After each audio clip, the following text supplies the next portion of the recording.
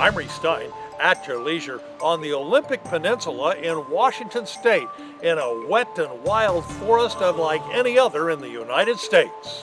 Towering maple trees shrouded in a coat of dripping moss, ghostly forms haunting an eerie jungle, their clouded arms ominously reaching out. Sword ferns blanket the forest ground, spreading their feathery fronds. The 8,000-foot-high mountains of Olympic National Park catch the storms coming in from the ocean and squeeze out 12 feet of water every year, creating a rainforest that once stretched to central California. Hoh Valley is the place to experience this soggy paradise. 2 nature trails wind through the lush expanse of thick greenery. As downed trees decay, some become nursery trees, their nutrients spawning a row of new growth. A leisurely walk, and there was so many different things to see. And I particularly like the nursery tree. You've got to experience a rainforest to really appreciate it. It's water's dripping everywhere. It's all ferns, all moss. Less wet, much higher, and equally dramatic, the Hurricane Ridge area of the park offers more traditional high alpine forest. Black-tailed deer, cousins of Utah's mule deer, browse unmolested along the mile-high backbone. They feast in a lush meadow adorned in a variety of wildflowers, ignoring passing hikers. Mountain goats may be spectacular animals, but they're not native to Olympic Park, and many are being rounded up and moved out of the park to their native range in the Cascade Mountains.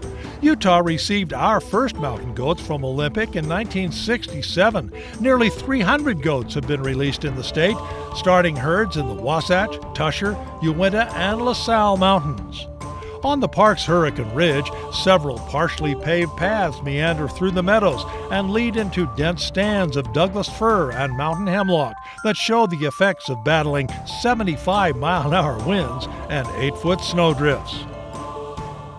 And now for something completely different. Olympic National Park also protects one of the longest stretches of undeveloped coast in the lower 48.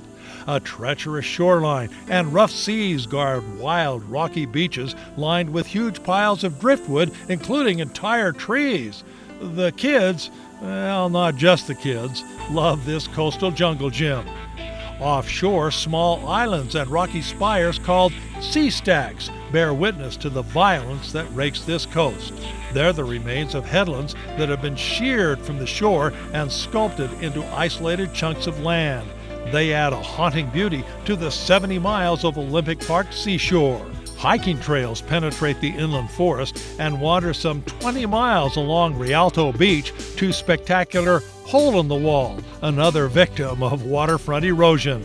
From the beaches at sea level, Olympic National Park shoots up 8,000 feet to the top of Mount Olympus, encompassing 3 distinct landscapes. It's just a conglomeration of vegetation that you've got to see to believe. Reece Stein, at your leisure, along the way in Olympic National Park.